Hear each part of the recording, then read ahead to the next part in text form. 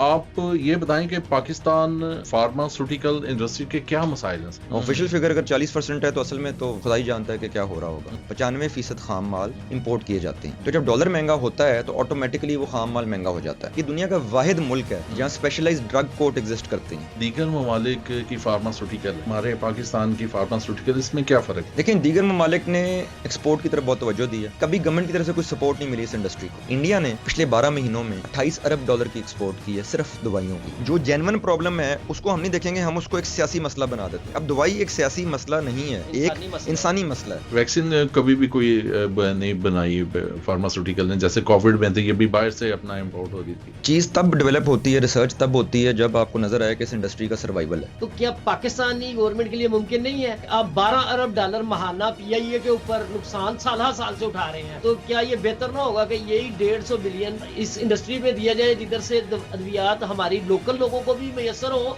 और एक्सपोर्ट भी हो? आई थिंक हमारी हुकूमतें गैर जरूरी प्रेशर में आ जाती हैं, चाहे वो मीडिया हो जिसमें आप लोग भी शामिल हैं।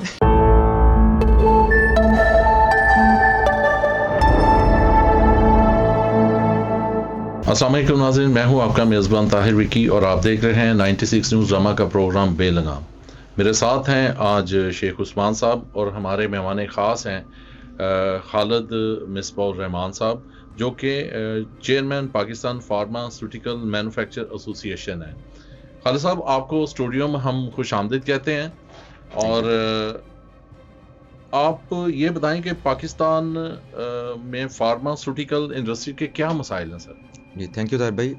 देखें, मसाइल तो बहुत ज़्यादा हैं, तो आई थिंक उन मसाइल पे फोकस करना चाहिए जिसका आम आवाम की ज़िंदगी पे फ़र्क पड़ता है जी जी। और इस इंडस्ट्री के सर्वाइवल की जिसमें फ़र्क पड़ता है। अदरवाइज़ मसाइल तो अनफॉर्चुनेटली बहुत ज़्यादा हैं, हमारे मुल्क के मसाइल बहुत ज़्यादा हैं, इसी तरह इस इंडस्ट्री के मसाइल भी बहुत ज़्यादा हैं। मेन उसमें मसले जो हैं जी 3-4 हैं। नंबर 1 मसला उसमें ये है कि जब से रुपए की कदर हिस्टोरिकली कम हुई है, मतलब कि 1.5 से 2 साल में जो डिवैल्यूएशन हुई है रुपए की डॉलर के अगेंस्ट, वो तो हिस्ट्री में पाकिस्तान की तारीख में कभी नहीं हुई। इसी तरह तारीखी लेवल की इन्फ्लेशन चल रही है, 40% तो ऑफिशियल फिगर है। ऑफिशियल फिगर अगर 40% है तो असल में तो खुदा ही जानता है कि क्या हो रहा होगा। सिमिलरली जो बिजली के रेट हैं, गैस के रेट हैं, जो लेबर की तनख्वाहें हैं और जो बैंक के मार्कअप रेट 22-23% पे गए हुए हैं, तो ये तो वो वजूहत हैं जो सारी इंडस्ट्रीज फेस कर रही है और हम भी कर रहे हैं। हमारा इजाफी मसला ये पड़ जाता है कि हमारे सारे खाम माल 95% खाम माल इंपोर्ट किए जाते हैं, तो जब डॉलर महंगा होता है तो ऑटोमेटिकली वो खाम माल महंगा हो जाता है। अब इसमें समझने वाली चीज़ एक ये भी है आम आदमी की नज़र से कि ये जूस का डब्बा नहीं है कि मैं 250 मिलीलीटर की जगह 200 मिलीलीटर पैक कर दूं और कीमत वही रखूं। ये दूध का पैकेट नहीं है कि मैं 1 केजी के बजाय 900 ग्राम कर दूं और कीमत वही रख लूं या बढ़ा दूं इवन। इसमें तो ये है कि अगर एक गोली है पैरासीटामोल की, पैनाडोल है, उसमें अगर 500 mg पैनाडोल डालनी, पैरासीटामोल डालनी है तो 500 ही डालनी पड़ेगी मुझे। उसकी पैकिंग अगर 10 की है तो मैंने 10 ही डालनी है उसके अंदर। और कानून बहुत सख्त है यहाँ पर, दुनिया का सबसे सख्त तरीन कानून यहाँ पर मौजूद है कीमतों के ऊपर। ये दुनिया का वाहिद कीमतें बढ़ भी जाती हैं। देखिए, जो कीमतें बढ़ती हैं, जिस मेडिसिन की ज़्यादा डिमांड हो जाती है ना, वो पहले नंबर पर तो शॉर्ट हो जाती है। जब शॉर्ट होती है तो उसके साथ उसकी कीमत भी बढ़ जाती है। देखिए, इसमें ये समझने वाली चीज़ ये है कि इसमें मेडिसिन की डिमांड ज़्यादा नहीं होती, डिमांड वही हो रही होती है जो उसकी रेगुलर चल रही होती है। वो डिमांड फील ज़्यादा इसलिए होती है या उसका फ़र्क महसूस इसलिए होता है कि सप्लाई कम हो गई होती है।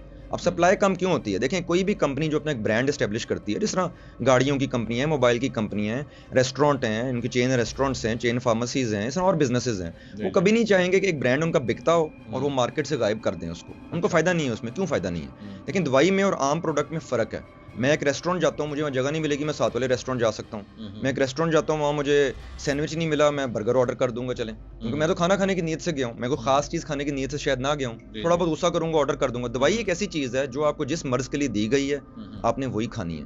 अगर आपने खुदा ना ख्वास्ता हार्ट की दवाई लेनी है तो आप शुगर की दवाई नहीं खाएंगे उसकी जगह, शुगर की लेनी है तो आप हाइपरटेंशन की उसकी जगह नहीं खाएंगे। अब होता ये है कि जब कीमतें फिक्स्ड हैं गवर्नमेंट की तरफ से और अगर आप कीमत बढ़ाते हैं तो ये गैर कानूनी और बड़ी सख्त सज़ा है। तो कीमतें जब फिक्स्ड हैं तो बाकी इंडस्ट्रीज़ क्या करती हैं, इसमें पहले बात हुई है कि अपनी प्राइसेस एडजस्ट कर लेती हैं, बढ़ा लेती हैं या पैक साइज चेंज कर लेती हैं, कुछ ना कुछ कर सकती हैं, हम कुछ भी नहीं कर सकते। एक इसमें सबसे ज़रूरी बात समझने वाली ये है कि दुनिया का वाहिद मुल्क है जहाँ स्पेशलाइज्ड ड्रग कोर्ट एग्जिस्ट करते हैं। पूरी दुनिया में ड्रग कोर्ट एग्जिस्ट नहीं करते। यहाँ पर एंटी टेररिज्म कोर्ट है, यहाँ पर अकाउंटेबिलिटी कोर्ट है। खुदा न ख्वास्ता ड्रग्स को टेररिज्म का काम तो नहीं है। ये दुनिया का वाहिद मुल्क है जहाँ नंबर 1 या ड्रग कोर्ट है, नंबर 2 हर किस्म का, चाहे आपने कीमत ऊपर नीचे कर दी है या आपका लेबल मिस हो गया, इस सारे पे फौजदारी कानून के तहत कार्रवाई होती है। ये दुनिया में कहीं नहीं होता है। यहाँ पे ड्रग्स अदालतें भी बनी हुई हैं, सारा सिस्टम है यहाँ पे। जी, ये दुनिया में कहीं नहीं है। दुनिया में वो रेगुलर कोर्ट्स में चलती हैं हेयरिंग। दूसरा सबसे बड़ा मसला ये है जी, एक कि कीमतों के हवाले से कि हर दवाई की कीमत मुरतब होने के लिए वफाकी काबीना में जाती है। हर ठीक है। दवाई की, एक जी। दवाई की कीमत भी मुरतब होनी तो वफाकी काबीना में जाती है। जाती है। ये दुनिया में कहीं नहीं होता। दुनिया में वो क्या करते हैं, इसकी क्या वजह सर? ये इसलिए कि जो हमारा कानून बहुत पुराना है। हम कानून बनाने में आपको 1976 का जी, 1976 का ड्रग एक्ट है अच्छा, और अभी तक वही चल रहा है। बांग्लादेश में और इंडिया में भी यही कानून नाफिज था। उन्होंने बतदरीज पिछले कुछ सालों में उन्होंने बहुत डेवलपमेंट की है। इंडिया में इस साल 2-3 अमेंडमेंट्स आई हैं, बांग्लादेश ने तो इस साल पूरा कानून ही नया बना दिया हो। ठीक। हम अभी तक 1976 में बैठे हुए हैं। अभी अब तक उस कानून में लिखा हुआ है कि वफाकी गवर्नमेंट ने, फेडरल गवर्नमेंट ने कीमतें तय करनी है दवाइयों की। वो कानून कभी अपडेट ही नहीं किया। उस जमाने में अगर 200-300 अद्वियात हैं, हजारों की तादाद से है, वफाकी काबीना के हर दवाई की कीमत तय करेगी। नंबर 2, दवाई की कीमत एक साइंटिफिक फार्मूले के तहत तय होनी है। ठीक है। एक प्राइसिंग पॉलिसी दुनिया एग्जिस्ट करती है इस मुल्क में, जो वफाकी काबीना ने ही बनाई हुई है। जब वफाकी काबीना ने ही एक पॉलिसी बनाई हुई है, तो फिर घूम के दवाई वहां क्यों जा रही है? वहाँ क्यों या तो जा- पॉलिसी खत्म कर दें या कानून चेंज कर दें। तो वो घूम फिर के वो एक सर्कल चल रहा है। साइंटिफिक चीज़ें हैं, रिसर्च इस पे कितनी है, इस पे इन्वेस्टमेंट कितनी हो रही है, किस एनवायरनमेंट में दवाई बननी है, उसमें खाम माल की कीमत क्या है, ये मिनिस्टरों का काम, प्रचारों का तो नहीं है कि वो असेस करें। ये तो अच्छा, अथॉरिटी बनी हुई है, उस साहब, अथॉरिटी को अपना काम करने दें। जो दीगर ममालिक की फार्मास्यूटिकल है और हमारे पाकिस्तान की फार्मास्यूटिकल, इसमें क्या फ़र्क है? देखें, दीगर ममालिक ने एक्सपोर्ट की तरफ बहुत तवज्जो दी है और क्वालिटी हमारी भी बहुत अच्छी है, लेकिन एक्सपोर्ट करने के लिए ना कुछ इजाफी पैरामीटर, इजाफी आपको चीज़ें करनी पड़ती हैं। फॉर एग्जांपल, आप कहते हैं मैंने यूरोप में एक्सपोर्ट करनी है तो यूरोपियन यूनियन की आपको अप्रूवल चाहिए। आप कहते हैं मैंने अमेरिका में करनी है तो FDA उनकी बहुत एक तगड़ी एजेंसी है, फूड और ड्रग एजेंसी, उसकी अप्रूवल चाहिए। उसमें लवाजमात बहुत ज़्यादा हैं। फॉर एग्जांपल, वो कहते हैं कि 24 घंटे आपकी जो एनवायरनमेंट है जहाँ पर हम मैन्युफैक्चरिंग कर रहे हैं, उसका temperature, humidity control, microbial control होना चाहिए 24 घंटे। यहाँ तो अल्लाह माफ़ करे घंटे में 4 दफ़ा बिजली जाती है। तो हम कुछ चीज़ों में ना बिकॉज ऑफ टेक्निकल रीजंस की वजह से हम एज अ मुल्क पीछे रह जाते हैं। नंबर 2 प्रॉब्लम ये है कि कभी गवर्नमेंट की तरफ से कोई सपोर्ट नहीं मिली इस इंडस्ट्री को। किसी किस्म की कोई टैक्स की मराहत नहीं है, किसी किस्म की कोई बिजली की मराहत नहीं है। इन 76 सालों में कभी भी support कभी भी नहीं, एक दफ़ा नहीं, कोई किसी किस्म की सब्सिडी नहीं है, किसी किस्म की कोई बिजली में रियायत नहीं है, किसी किस्म की कोई मार्कअप में, बैंक मार्कअप में जिसमें एक्सपोर्ट रीफाइनेंस स्कीमें होती हैं, कोई रियायत नहीं, किसी किस्म की नहीं है। बल्कि इजाफी बोझ ये है कि हम सेल्स टैक्स देते हैं अपने खाम माल की परचेज में भी, और टैक्स देते हैं अपनी पैकिंग मटेरियल की परचेज में भी, और वो हमें देना पड़ता है। हम आवाम से चार्ज भी नहीं कर सकते क्योंकि दवाई के ऊपर सेल्स टैक्स नहीं है। बाकी इंडस्ट्री तो ये करती है ना कि मैं दूध अगर बना रहा हूँ, मैं पीछे से जो कुछ खरीदूंगा उस पर सेल्स टैक्स दूंगा, मैं जब दूध बेचूंगा उस पर सेल्स टैक्स चार्ज करूंगा, अपना वापस ले लूंगा, बाकी गवर्नमेंट को जमा हो जाएगा। तो हमारे पे तो ये इजाफी बोझ भी है। तो ये इस इंडस्ट्री के साथ ऐसा सलूक किया जा रहा है हमेशा से कि कोई किसी किस्म की कोई सब्सिडी मौजूद अच्छा, नहीं है जी। कोई भी फार्मास्यूटिकल दीगर ममालिक में किसी भी मुल्क में दरामदाद नहीं कर रही? नहीं, करती हैं जी, देखें करती हैं। देखें, हम अगर हम दोनों बातें करें, हम इंपोर्ट एक्सपोर्ट दोनों को देखें, यहाँ से जर्मनी तक दवाई जा रही है, इंग्लैंड तक जा रही है, लेकिन बहुत कम जा रही है। फिलीपींस भी जा रही है, अफगानिस्तान जा रही है, उज़्बेकिस्तान, किर्गिस्तान, तुर्कमानिस्तान, ये जो सेंट्रल एशियन स्टेट्स हैं यहाँ जा रही है, अफ्रीका में जा रही हैं, लेकिन बहुत कम है। इंडिया ने पिछले 12 महीनों में 28 अरब डॉलर की एक्सपोर्ट की है सिर्फ दवाइयों की। 28 अरब डॉलर की। हमारी तो पूरे साल की एक्सपोर्ट हर आइटम की मिला के 28 अरब मुश्किल से होती है। हम 300 मिलियन डॉलर की करते हैं दवाइयों की एक्सपोर्ट। और अगर आप medical devices, food supplement, nutraceuticals अंदर ऐड कर लें, यानी थेरेप्यूटिक गुड्स जिसे कहते हैं, वो ऐड कर लें तो 700 मिलियन पे जाती है ये बात। आज से 24-25 साल पहले 1998-99 में हम और वो बराबर थे तकरीबन। उन्होंने फिर जिस तरह कानून में कोई अपडेट किए, उन्होंने कोई फैसिलिटीज़ दी इस इंडस्ट्री को, मराहत दी, इनकरेज किया। इस वक्त राइट नाउ इंडिया ने 6000 करोड़ रुपए का पैकेज लॉन्च किया है। उसके साथ उन्होंने 54 कंपनियों के साथ एग्रीमेंट किए हैं जिनको उन्होंने कहा कि खाम माल इंडिया में बनाना शुरू करें। 6000 इंडियन रुपीस करोड़, पाकिस्तानी तो 18,000 करोड़ रुपए बन गया, ये कुछ 450-500 मिलियन डॉलर बन जाता है। उन्होंने फ्री दी है 54 कंपनियों को, और 41 उन्होंने मॉलिक्यूल आइडेंटिफाई किए हैं कि ये रॉ मटेरियल हम लोकल बनाना शुरू करेंगे। यहाँ तो एक हमारी इंडस्ट्री पे एक 1% सेंट्रल रिसर्च फंड का टैक्स भी लगता है, और रिसर्च यहाँ कभी नहीं हुई, लेकिन वो टैक्स लगा हुआ है 1976 से लेके अभी तक। तो यहाँ पर तो बस वो, मैं तो कहूँगा सुतेलों से भी बढ़ के इस इंडस्ट्री का सलूक किया गया, उसका बोझ अवाम पे बहुत आता है। ये सब आपकी जो बातों से मैंने आइडिया लगाया, जैसे हमारा कौमी अलमिया है कि हमारा मसला क्या है कि हमें अपने मसाइल का पता ही नहीं है, वो आइडेंटिफाइड नहीं है।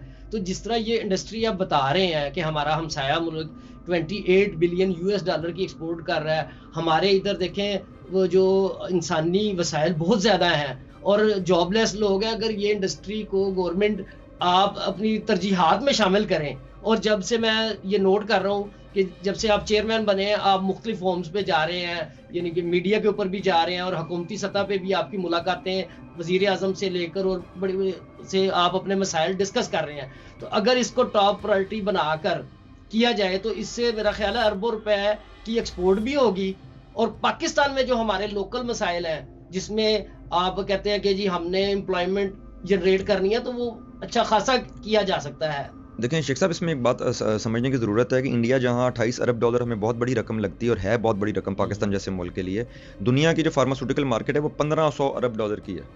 तो ये इंडिया भी 28 अरब जो हमें इतनी बड़ी फिगर लग रहा है, क्योंकि हम तो माजरत के साथ जी। आपको हमें इस वजह से $28 अरब ज्यादा लग रहा है कि $1 अरब के लिए हमारी लकीरें बहुत ऐसे ही ज्यादा है, निकली बिल्कुल हैं। ऐसे ही है। तो पोटेंशियल बहुत है। अब हमारे पास ट्रेंड लोग बिल्कुल मौजूद हैं, अदरवाइज हम जितनी एक्सपोर्ट कर रहे हैं वो भी देखें, हमारी एक्सपोर्ट हर उस मुल्क में जा रही है तकरीबन जहाँ इंडिया भी कर रहा है, सिवाय कुछ ममालिक के। बस उनका वॉल्यूम बहुत ज़्यादा है, हम कम है, इसलिए क्वालिटी वाइज हम किसी से कम नहीं। बल्कि इंडिया का तो आपको पता है बहुत मसले भारत के चल रहे हैं, अफ्रीका में, अमेरिका में बहुत शिकायतें भी आ रही हैं। हमारी अल्लाह का शुक्र है ऐसी कोई चीज़ नहीं है, नंबर 1। नंबर 2, ट्रेंड यहाँ लोग मौजूद हैं, या मल्टीनेशनल्स मौजूद हैं, जिनकी वजह से ट्रेनिंग और ज़्यादा होती है और नई रिसर्च भी यहाँ आती है। अनफॉर्चुनेटली मल्टीनेशनल्स भी इन हालात की वजह से जाना शुरू हो गई हैं। अब 2018 में एक प्राइसिंग पॉलिसी बनी थी जिसमें एक तरीक़ेकार दिया गया है कि बाकी ममालिक को देख के यहाँ पर कीमत दी जाएगी। वो 3 साल इस इम्प्लीमेंटेशन उस पर सही तरीके से हुई 2021 तक, और उस दौरान 3 सालों में पाकिस्तान में 5 से 6 plant WHO world health organization के अप्रूवल भी उनको मिले कराची और लाहौर में, और डेवलपमेंट हुई। पिछले 2 साल से बिल्कुल अमल दरामद बंद हो गया उस पॉलिसी पे। तो तसलसल तो जिस तरह आप कहते हैं हमारा कौमी अलमिया है, यहाँ पर नहीं है। अब इसमें एक बात मैं छोटी सी ऐड करूँगा जी, वो ये है कि क्या हम इसमें एम्प्लॉयमेंट, जिस तरह आपने कहा मौके मिले नौकरियों के लोगों को, बिल्कुल कर सकते हैं। क्या हम इसमें एक्सपोर्ट कर सकते हैं? बिल्कुल कर सकते हैं, बढ़ा सकते हैं उसको। बट मसला वही है कि जो चीज़ हमें 2 दिन में करनी चाहिए हम 10 सालों में नहीं करते। जो जेन्युइन प्रॉब्लम है उसको हम नहीं देखेंगे, हम उसको एक सियासी मसला बना देते हैं। अब दवाई एक सियासी मसला नहीं है, एक इंसानी मसला है। इसको उस तरीके से देखें। अब वो कहें कि जी कंपनीज लॉस में बेचती जाएं, कब तक कोई लॉस पे बेचेगा जी? अपनी जेब से कोई कब तक पैसे लगाएगा जब मराद किसी किस्म की कोई नहीं। पाकिस्तान थोड़ी है जो PIA को या पाकिस्तान अब देखिए सारे में चलाई जा रही है। हुकूमत अगर जैसे अंडरपास बना रही है, ब्रिज बना रही है, हॉस्पिटल बना रही है, तो बनाने चाहिए, बन रहे हैं, लेकिन ये चीज़ ज़हन में रखें, हुकूमत भी कर्जा लेके बना रही है। हम कहाँ से कर्जा लें? हम कोई हुकूमत पाकिस्तान तो नहीं है कि हम IMF के पास चले जाएं, वर्ल्ड बैंक के पास चले जाएं। हमने अपना देखना है, हमने अपनी एम्प्लॉइज़ की तनख्वाहें देनी है, हमने बिजली के बिल देने हैं, हमने गैस के बिल देने हैं। एग्जैक्टली जी। तो इसलिए वो कह देना नहीं जी आप उधार ले लें और इस तरह कहाँ कारोबार चलता है। नंबर 2, इसी सिलसिले में बात आखिरी में कहूँगा कि देखें, इस इंडस्ट्री कोई ऐसी डिमांड ये इंडस्ट्री नहीं कर रही जो दुनिया में बाकी इंडस्ट्रीज फार्मा को नहीं मिल रही बाकी मुल्कों में। हम कोई ऐसी चीज़ नहीं मांग रहे जो इंडिया में, यूरोप में, अमेरिका में गवर्नमेंट्स नहीं दे रही। हम कोई ऐसी चीज़ नहीं मांग रहे जो न्यूजीलैंड, ऑस्ट्रेलिया में, अफ्रीका में वो इस इंडस्ट्री को नहीं दे रहे। हम तो वही चीज़ मांग रहे हैं जो इंटरनेशनली चलती है। अब इंटरनेशनली एक बहुत बड़ा फ़र्क क्या है, इंडिया क्या करता है, बांग्लादेश क्या करता है। सिर्फ 2 एग्जांपल मैं आपको देता हूँ। पूरी दुनिया में किसी, जिस तरह मैंने पहले अर्ज किया, कोई भी मुल्क ऐसा नहीं है जो हर दवाई की कीमत कंट्रोल हो और वफाकी काबीना तक जाती हो। इंडिया में वो क्या करते हैं, इंडिया में 302 एसेंशियल ड्रग्स जिसे, और ये भी एक वर्ल्ड हेल्थ ऑर्गेनाइजेशन की एक ड्रग लिस्ट है, एसेंशियल ड्रग लिस्ट, जिसमें उन्होंने कहा है कि जो मेन बीमारियाँ हैं, यानी चाहे वो बुखार है, पेट दर्द है, कोई एंटीबायोटिक की आपको ज़रूरत है, खुदा न खास्ता कैंसर है, हाइपरटेंशन है, आपको ब्लड प्रेशर है, आपको डायबिटीज़, शुगर है, हर एक की दवाइयों की एक उन्होंने लिस्ट मरतब की है कि ये दवाइयाँ हर वक्त हर मुल्क में मैसर होनी चाहिए। हमारी जिस वक्त ड्रग शॉर्टेजेस चल रही हैं उनमें काफ़ी एसेंशियल ड्रग्स भी जो लाइफ सेविंग कैटेगरी में मौजूद नहीं है। क्यों नहीं मौजूद हैं? कि हर चीज़ की कीमत को दबाव में रखा गया। इंडिया में उन्होंने कहा जी हम इन 302 को कंट्रोल करेंगे, बाकी हम मार्केट पर छोड़ देते हैं। बांग्लादेश तो इससे भी आगे चला गया, उन्होंने अपने मुताबिक 117 की लिस्ट बनाई हुई है, बाकी उन्होंने मार्केट पर छोड़ा हुआ है। गवर्नमेंट ये समझती है, और मीडिया में भी गलत तासुर पाया जाता है कि अगर हम मार्केट पे छोड़ देंगे तो चीज़ें महंगी होंगी। चीज़ें जब हम मार्केट पे छोड़ते हैं महंगी नहीं होती, वो एक बैलेंस पे आती हैं जहाँ पर डिमांड सप्लाई बैलेंस होती है और उसके बाद कंपटीशन का इजाज़त होती है। अभी क्या मसला चल रहा है, आप गाड़ियों का एग्जांपल देख लें, 3-4 बड़े यहाँ कारखाने थे, उनकी अब सेल ज़्यादा हो रही है कि जो नए आए हैं उनकी ज़्यादा हो रही है। नए वालों की क्यों ज़्यादा हो रही है? कंपटीशन हुआ, गवर्नमेंट ने लाइसेंसेस दिए, उन्होंने आके बेहतर कीमत पे बेहतर चीज़ देने की कोशिश की, कंपटीशन में खुद ही हो गया। अच्छा, कंपटीशन होगा तो मेरे ख्याल में दुनिया गवाह है इस चीज़ की, आपको सबसे अच्छी दवाई सबसे बेहतरीन कीमत पे मिलेगी। क्या सबसे बेहतरीन कीमत वो है जो दुनिया में सबसे सस्ती हो? तो फिर तो यहाँ बिजली भी सबसे सस्ती होनी चाहिए, यहाँ पेट्रोल भी सबसे सस्ता होना चाहिए, यहाँ गंदम भी सबसे सस्ती होनी चाहिए, यहाँ चीनी भी सबसे सस्ती होनी चाहिए। वो नहीं है। आपको बेहतरीन दवाई वो है जो आपको क्वालिटी में मिले, नंबर 1। नंबर 2, आराम से मिले, फरावानी से मिले, और नंबर 3, बेस्ट पॉसिबल प्राइस पे मिले। हम दुनिया में अगर सबसे सस्ते दवाइयों में नहीं है तो सस्ते तरीन 10 मुल्कों में हैं और हमेशा रहेंगे। ये जो गवर्नमेंट ने एक ताकत का जरिया बना लिया ना कि जी हमने तो कोई चीज़ अपने हाथ से जाने नहीं देनी, इसमें नुकसान मुल्क का हो रहा है, चाहे वो ये हमारा सेक्टर हो चाहे दूसरे सेक्टर हो। अच्छा, जो आपकी गुफ्तगू से अब मेरे लिए तो ये एक नई मालूमात है कि जो कानून का सबसे ज्यादा अमल दरामद है वो फार्मास्यूटिकल इंडस्ट्री पे किया जा रहा है। आज ही देख लें आप, सब्जी का भाव, आपकी चीजें तो इंपोर्ट होती हैं, रॉ मटेरियल इंपोर्ट होता है। मुझे बताएं कि मटर का आज का भाव 150 रुपए किलो है सरकारी, 250 रुपए किलो बिक रहा है। लहसुन का भाव 380 रुपए किलो है, 550 रुपए बिक रहा है। अदरक इंपोर्ट होती है लेकिन वो भी ऑलमोस्ट डबल रेट पे बिकती है। कोई चीज हुकूमती प्राइस पे नहीं बिक रही और अगर कोई चीज़ बिक रही है तो वो अद्वियात है, और इनकी जो प्राइस है उसके लिए मेरे गालबन ड्रैप वगैरह ये जो भी मामलात हैं, तो उसकी बेहतरी के लिए गवर्नमेंट को मामला। देखिए, गवर्नमेंट हमेशा कहती है जी, जब इस तरह 262 अद्वियात में एग्जांपल आपको देता हूँ, वो इस वक्त हैं जो पिछले 2 साल से अल्तवा का शिकार हैं। ड्रैप ने, ड्रग रेगुलेटरी अथॉरिटी ने कानून के मुताबिक, जो प्राइसिंग पॉलिसी के मुताबिक उसका अप्रूवल दिया हुआ है, गवर्नमेंट उसको नोटिफाई नहीं कर रही। अब गवर्नमेंट समझ रही है कि वो नोटिफाई ना करके वो बेहतरी कर रहे हैं आवाम की, वो आवाम की बेहतरी नहीं कर रहे। क्यों? कि नंबर 1, दवाइयाँ वो अवेलेबल नहीं है, 2-2 साल कोई लॉस में नहीं बना सकता जी। नंबर 2 ये है कि वो दवाइयाँ जब नहीं अवेलेबल होती हैं, कम अवेलेबल होती हैं, तो खुदा ना ख्वास्ता ब्लैक मार्केटिंग शुरू हो जाती है। जिसके पास पड़ी है वो 100 की चीज़ 300 में बेचता है। फिर अगर आपको याद हो, कोविड के शुरू में मास्क ब्लैक हुए, फिर मास्क फरावानी से आना शुरू हुए, हालात ठीक हो गए। तीसरी चीज़ ये होती है, खुदा ना ख्वास्ता जब भी किसी चीज़ की कमी होती है मार्केट में, खासतौर पे दवाई की, तो खुदा ना ख्वास्ता जाली अद्वियात, स्मगल्ड अद्वियात को आप कैसे रोकेंगे? देखिए, एक पेशेंट है, उसने भाग दौड़ करके दवाई खरीदनी है जब उसको ज़रूरत है। खुदा ना ख्वास्ता कोई ऑपरेशन हो सकता है, खुदा ना ख्वास्ता कोई भी चीज़ हो सकती है। उसको जब नहीं मिलेगी, उसको जो मिलेगी वो ले लेगा। उसको कैसे पता है वो जाली नहीं है? उसको कैसे पता है वो सही कीमत पे ले रहा है? वो तो आंखें बंद करके लेगा, बिकॉज लाइफ सेविंग चीज़ है। आपको एक एग्जांपल देता हूँ, एक दवाई का दे देता हूँ, कई अद्वियात के एग्जांपल हैं। वो हेपरिन है। हेपरिन एक ऐसी दवाई है जो यूज़ होती है ओपन हार्ट सर्जरी में भी यूज़ होती है, ब्लड कंट्रोल के लिए यूज़ होती है। उसके बगैर हार्ट सर्जरी हो ही नहीं सकती। वो जो मुरतब की गई है नई कीमत हार्डशिप कैटेगरी में, ड्रैप ने जो अप्रूवल दिया, गवर्नमेंट नहीं दे रही जिस पे नोटिफिकेशन, वो 1344 रुपए की गई है उसकी वाइल के लिए। वो मार्केट में 3 से 4 हज़ार की इस वक्त मिल रही है। मेड इन टर्की आ रही है, मिल रही है, सारों को पता है मिल रही है। तो डबल की, ये तो एक एग्जांपल है। इसके अलावा कई एग्जांपल हैं, टेग्राल है, रेटालिन है, कई एग्जांपल हैं जो 2-2, 3-3, 4-4 गुना पे हैं। आपको मार्केट जाने की जरूरत नहीं, आप ऑनलाइन चेक कर लें। ऑनलाइन फार्मेसीज बेच रही हैं, स्मगल्ड है, गैर कानूनी है, जाली भी हो सकती है, जेन्युइन लोकल मैन्युफैक्चरिंग नहीं है। आप लोकल मैन्युफैक्चरिंग को डिस्करेज करके ना सिर्फ आवाम का नुकसान कर रहे हैं, आप जो एम्प्लॉइज काम कर रहे हैं उन फैक्ट्रियों में, जो कारखाने बंद होंगे, वो कहाँ जाएंगे? हम पहले बात कर रहे थे एक्सपोर्ट की। अब मल्टीनेशनल्स, जब पाकिस्तान बना था तब से लेके अब तक 30 मल्टीनेशनल्स पाकिस्तान में आई थी, उनमें से 4 रह गई, सारी चली गई। अब उसका नुकसान क्या है? कोविड के दिनों में आपकी दवाई की यहाँ शॉर्टेज हुई थी? नहीं हुई थी। जबकि 6-6 महीने इंडिया, चाइना, यूरोप में फैक्ट्रियाँ बंद हो गई थी, खाम माल आपको नहीं मिल रहा था। क्यों नहीं शॉर्टेज हुई थी? क्योंकि आपकी लोकल मैन्युफैक्चरिंग थी। 95% हम इंपोर्ट ज़रूर करते हैं खाम माल, लेकिन हम 90% दवाइयाँ लोकली बनाते हैं। फार्मेसी में स्टॉक पड़ा हुआ था, डिस्ट्रीब्यूटर के पास स्टॉक पड़ा हुआ था, अस्पतालों में स्टॉक पड़ा हुआ था, बनाने वाले दवाइयाँ कारखानों में स्टॉक पड़ा हुआ था, उनके पास रॉ मटेरियल भी पड़े हुए थे। 6 महीने गुजर गए। खुदा ना ख्वास्ता इस वक्त कोई कोविड जैसी वबा या कोई यूक्रेन की जंग की टाइप की चीज़ हो जाती है और आपको सप्लाई आना बंद हो जाए रॉ मटेरियल्स की, हम तो पहले ही शॉर्टेज में हैं। उन 262 अद्वियात का आप क्या करेंगे? और उनमें ज़्यादातर लाइफ सेविंग अद्वियात हैं, ज़्यादातर सस्ती अद्वियात हैं। अगर एमोक्सिसिलिन जो एंटीबायोटिक है, तो सबसे सस्ती एंटीबायोटिक है मार्केट में, अगर कोई लेने जाएगा उसको नहीं मिलेगी तो 1-2 डबियाँ मिल जाएंगी। अब वो दवाई इस वक्त फॉर एग्जांपल उसका 125 mg का जो सस्पेंशन है वो 60 रुपए का गवर्नमेंट ने कीमत दी हुई है। कानून के मुताबिक उसकी कीमत इस वक्त 120 होनी चाहिए। अब इस 60 और 120 में चाहे हमें 100% का फर्क लग रहा है, 60 रुपए का फर्क है। 60 रुपए की तो कोई वैल्यू नहीं रहेगी, लेकिन वो अवेलेबल नहीं है क्योंकि गवर्नमेंट 60 से उसकी कीमत फॉर एग्जांपल 120 नहीं कर रही। आप जाएंगे डॉक्टर को कहे यार वो नहीं अवेलेबल, आप लीवोफ्लॉक्सासिन खा लो, नहीं सॉल्ट है, या आप एजिथ्रोमाइसिन खा लो जो कोरोना में एजोमैक्स वगैरह देते हैं, वो है ही 400-400-500 की, क्योंकि वो नई रिसर्च है।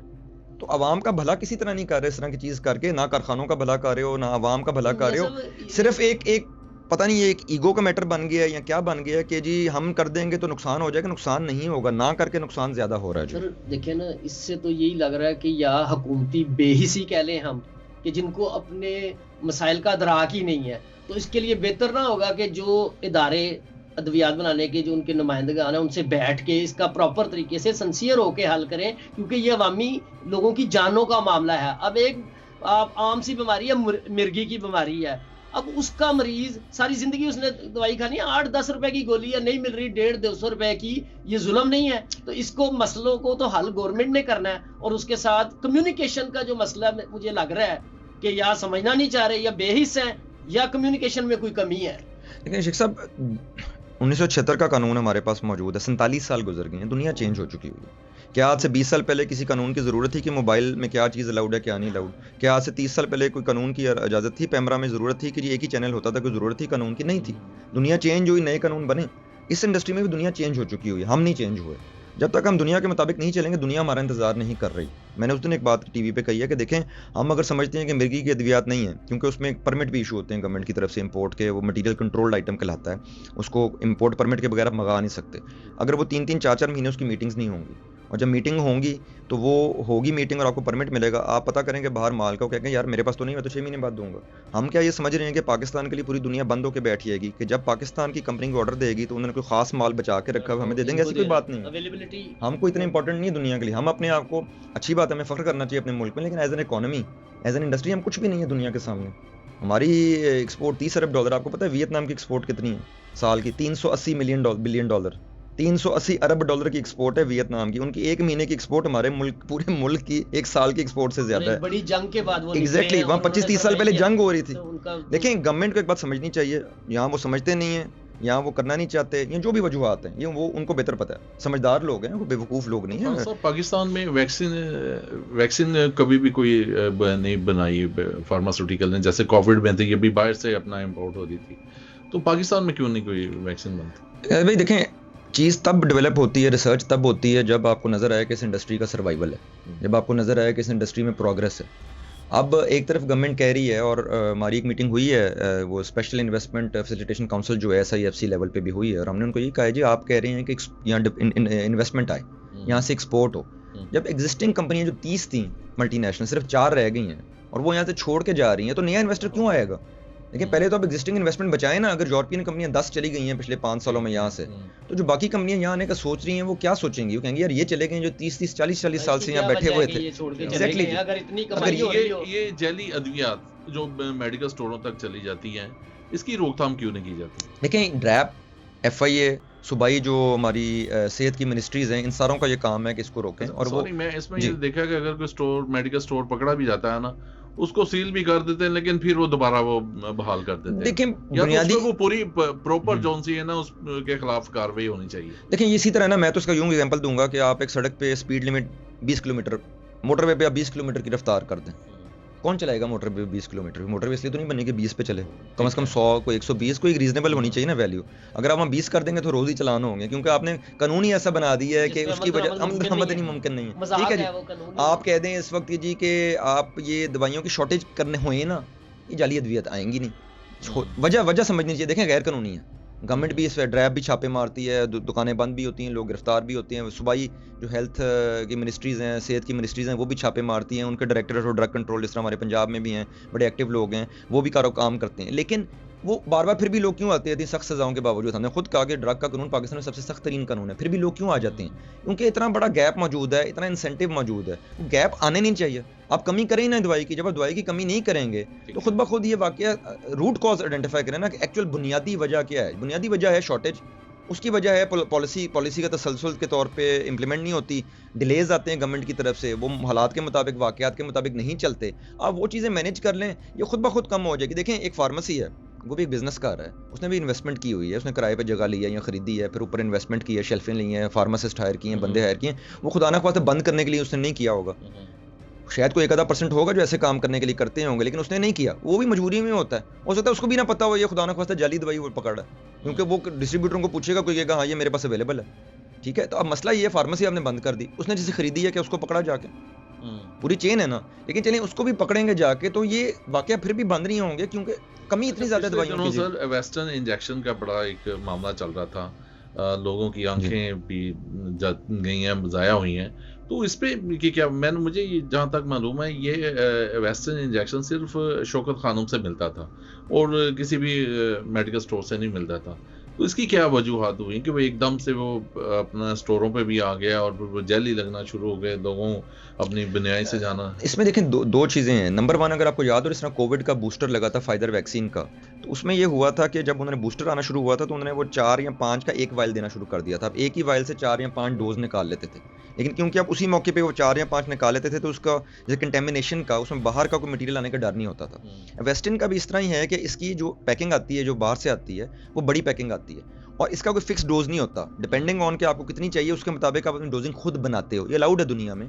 लेकिन उसके जो इन्वायरमेंट है, हैपा फिल्टर इन्वायरमेंट जैसे कहते हैं, जो क्लीन इन्वायरमेंट होती है, जिसमें किसी किस्म की बाहर से कोई चीज़, कोई पार्टिकल, किसी किस्म का डस्ट नहीं आना चाहिए, उसमें किया जाता है। शौकत खाना में बड़ी देर से कर रहा है और अच्छे तरीके से प्रॉपर इन्वायरमेंट में कर रहा है। वो दवाई जाली नहीं थी, उसमें हुआ ये कि जो लोग बना रहे थे बगैर लाइसेंस के बना रहे थे और बगैर लाइसेंस के उसके छोटे डोज बना रहे थे और गलत इन्वायरमेंट में बना रहे थे, वो कंटेमिनेट हो गई थी। उसकी वजह से वो क्योंकि गैर कानूनी चीज़ बन रही थी, गैर कानूनी तरीके से बन रही थी, अनलाइसेंस बन रही थी, ये वो वाक़या। इसमें यही चीज़ हुई कि अब अनलाइसेंस थे, अनलाइसेंस लोगों को पकड़ें और सख्त तरीन सज़ा देनी चाहिए। लेकिन एक बात मैं ज़रूर ऐड करूँगा, देखें जी, ये वाक़यात पूरी दुनिया में हो जाते हैं। अमेरिका में कुछ साल पहले मेनिंजाइटिस की वैक्सीन, जो गर्दन तोड़ बुखार है, उसकी वैक्सीन से खुदा ना ख्वास्ता काफ़ी जानें चली गई थी। पूरी दुनिया में इन्वेस्टिगेशन होती है, सज़ाएँ दी जाती हैं, ये होता रहता है। लेकिन जो बुनियादी वजह जाली अद्वियात आने की है, वो अगेन मैं आपको कहूँगा वो कमी है, वो रेगुलर सप्लाई की कमी है। आप रेगुलर सप्लाई इंश्योर करेंगे, जाली अद्वियात खुद ब खुद ख़त्म हो जाएंगी, कम हो जाएंगी। बिकॉज किसी फार्मेसी वाले या किसी को क्या शौक है जाली अद्वियात जानबूझ के रखे? बिल्कुल नहीं रखेगा। सर इसमें वही डिमांड एंड सप्लाई वाली बात है कि अगर आप सही अद्वियात इस फरावानी से मुहैया हो तो फिर उसकी स्पेस ही नहीं बनेगी। तो मियां साहब, जिस तरह आपने फरमाया कि ये इंडियन गवर्नमेंट ने कि मिलियंस ऑफ डॉलर अद्वियात साज कंपनियों को दिए हैं, तो क्या पाकिस्तानी गवर्नमेंट के लिए मुमकिन नहीं है कि आप 12 अरब डॉलर महाना पीआईए के ऊपर नुकसान साल से उठा रहे हैं? पाकिस्तान स्टील बंद स्टील मिल में तकरीबन 2 अरब महाना का वो दे रहे हैं मुलाजमीन को बैठे हुए। तो क्या ये बेहतर ना होगा कि यही 150 बिलियन इस इंडस्ट्री में दिया जाए, जिधर से अद्वियात हमारी लोकल लोगों को भी मैसर हो और एक्सपोर्ट भी हो, जिससे। शेख साहब, आपकी बात बिल्कुल सही है जी। देखें शेख साहब, मैं इसमें एक बात ये कहूँगा कि जी देखें, जो सबसे मेन इसमें चीज़ समझने वाली है वो ये है कि आई थिंक हमारी हुकूमतें गैर ज़रूरी प्रेशर में आ जाती हैं, चाहे वो मीडिया हो जिसमें आप लोग भी शामिल हैं, ठीक है जी, चाहे वो अवाम का एक तासुर हो, और मेरा ख्याल है वो नॉर्मली गलत करते हैं। देखें, दुनिया में जिन मुल्कों ने भी तरक्की की है, उन्होंने क्या किया है? आप दुनिया में स्टडी कर लें, किसी मुल्क ने तरक्की, हार्वर्ड की यूनिवर्सिटी की रिसर्च, अमेरिका की मशहूर यूनिवर्सिटी, पाकिस्तानी ने रिसर्च की हुई है, वो ये कहती है कि आप अगर सही वक्त पे सही फैसले नहीं करेंगे, पॉलिसी का तसलसल नहीं रखेंगे, खुदा ना ख्वास्ता मुआवजे का इंतज़ार करना बंद कर दें, अपनी मेहनत से और अपनी डिसिप्लिन से और अपनी प्लानिंग से काम करेंगे, तभी तरक्की होगी, उसके बगैर नहीं होगी। चाइना ने मेहनत करके तरक्की की है, चाइना ने बैठे बैठे इंतज़ार नहीं किया था घर के हमें कोई ऊपर से चीज़ आ जाएगी, उन्होंने मेहनत की, प्लानिंग की, और फिर जारी बात है उसका फिर अजर मिलता है। अब ये मसला है हमारा कि हम जब मुश्किल फैसले का टाइम आता है, हम उससे प्रेशर में आके गवर्नमेंट लेवल पर या इंडिविजुअल लेवल पर हम वो नहीं करते, और हम समझते हैं शायद कोई मुआवजा हो जाएगा और कोई बेहतरी आ जाएगी और हमें कोई ईजी फैसला मिल जाएगा। नहीं है। पाकिस्तान में देख लें, हाल गुजरते वक्त में क्या होता जा रहा है।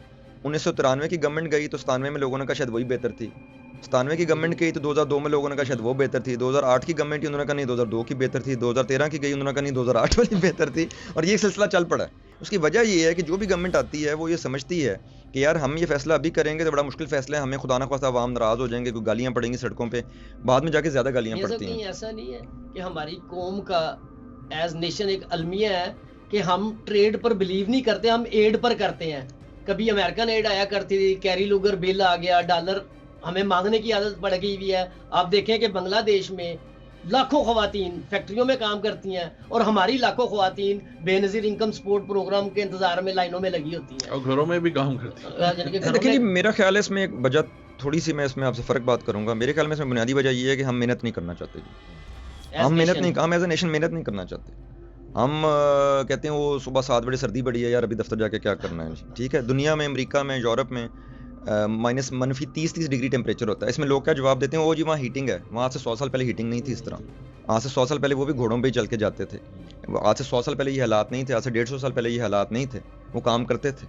हम एग्जांपल देते हैं इधर ताजमहल का, शालीमार गार्डन का, देखें उस ज़माने में वो ग्रेविटी फीड के साथ फवारे लगाए थे, मेहनत की थी ना जी। हम आजकल देखें, अमेरिका के लोग बात करते हैं, अमेरिका ने 1932 में एम्पायर स्टेट बिल्डिंग, 90 मंजिला बिल्डिंग, जो दुनिया की सबसे ऊंची बिल्डिंग उस टाइम की 1932 में बनाई थी। 1932 में। हम अब दुबई की बात करते हैं कि उन्होंने 150 मंजिला बिल्डिंग बना दी आजकल के दौर में, उन्होंने 1932 में बनाई थी, जब टेक्नोलॉजी नहीं थी, इस तरह की क्रेन्स नहीं थी, चीज़ें नहीं थी, एलिवेटर्स इस तरह के नहीं थे। देखिए, मेहनत के बगैर और प्लानिंग के बगैर और प्लानिंग पे कायम रहे बगैर, हालात के वाक़यात के बावजूद, इंसानी मजदूरी से बनी और दिमाग से बनी जी। और देखें, दूसरा हमारा मसला ये है कि अगर गलती से हम कोई अच्छी पॉलिसी बना भी लेते हैं तो उसको सियासी बना दिया जाता है। अगली गवर्नमेंट आएगी, नहीं जी पिछली की पॉलिसी गलत थी, ये देखे बगैर कि वाकई वो गलती की नहीं थी। लेकिन दुनिया आगे निकल गई इन चीज़ों से, सियासी इख्तलाफ हमेशा रहेगा, नेचुरल है। मैं तो कहता हूँ घर में एक मियाँ बीवी 2 लोग होते हैं, उनको नहीं बनती तो सियासत तो बहुत बड़ी चीज़ है। लेकिन मसला ये है कि क्या हम इन्हीं चीज़ों में कर करके हमारे मुल्क की तरक्की कर ली, बहुत ज़्यादा तरक्की की ज़रूर है, लेकिन दुनिया में हम पीछे हट रहे हैं। हमारी तरक्की की रफ्तार बहुत स्लो है, बहुत पीछे रह गए हम। हमारी तरक्की की रफ्तार बहुत सुस्त है। दुनिया, दुबई हमारे सामने है, चाइना हमारे सामने है, हमारे सामने है, पिछले 15 से 20 सालों में बिल्कुल ऐसी है। अब देखें, हम जब तक मेहनत नहीं करेंगे, प्लानिंग नहीं करेंगे, और ये सोचे बगैर मेहनत नहीं करेंगे कि हमने ये नहीं देखना कि पॉलिसी किसने बनाई है, हमने ये देखना है कि इस पॉलिसी का आवाम को फ़ायदा और मुल्क को फ़ायदा है कि नहीं है। हम तरक्की नहीं कर सकेंगे और हम इसी चक्कर में फंसे रहेंगे। अच्छा खालिद साहब, शेख साहब आप कोई बात करना चाह रहे थे खालिद साहब से? देखिए जी, जो हमारे माशरे में हर जगह नाउमीदी है, परेशानी है, तो मियाँ साहब आपकी बातों से मुझे लगता है कि अभी उम्मीद ख़त्म नहीं हुई कि आप जैसे लोग यंग एनर्जेटिक आएंगे जिन्हें मसाइल का अदराक भी है, जो अपने मामलात को भी समझते हैं और हुकूमत तक पहुँचाने की अहलियत भी रखते हैं।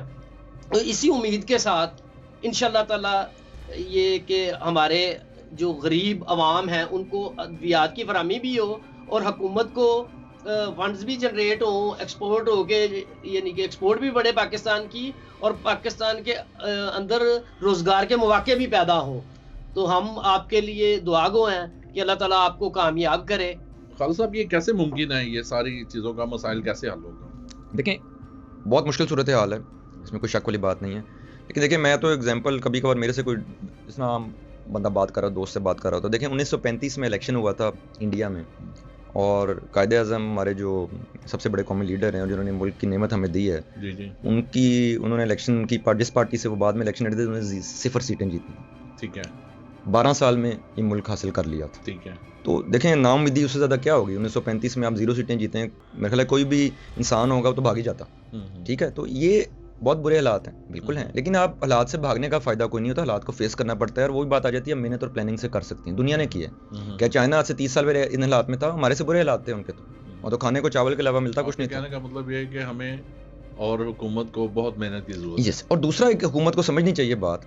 देखें, अगर हम दवाइयों की इंडस्ट्री को रिप्रेजेंट कर रहे हैं, या तो हुकूमत मान ले कि हमें दवाइयों का हुकूमत से ज़्यादा पता है और हुकूमत करने का उनको ज़्यादा पता है, फिर ये ट्रस्ट होगा तो बात होगी ना। आप समझते हैं कि फार्मास्यूटिकल कंपनीज को हुकूमत की तरफ से कोई सपोर्ट नहीं? देखिए जी, मीटिंग में सपोर्ट बहुत होती है, लेकिन जब इम्प्लीमेंटेशन की बात आती है, फैसले करने की बात आती है, अमली तौर पे नहीं है। देखिए, अब बातों से तो चीज़ें हल होती तो मेरे ख्याल है पाकिस्तान अमेरिका होता फिर तो।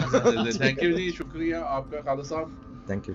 नाज़रीन, उम्मीद करते हैं कि आज का टॉपिक भी आपको पसंद आया होगा। मुझे और मेरे साथी शेख उस्मान को इसके साथ ही इजाज़त दे दिए और 96 न्यूज़नामा को सब्सक्राइब और लाइक करना ना भूलिएगा। अगले प्रोग्राम में एक नए मेहमान के साथ फिर मुलाकात होगी। इजाज़त दीजिए, अल्लाह हाफ़िज़।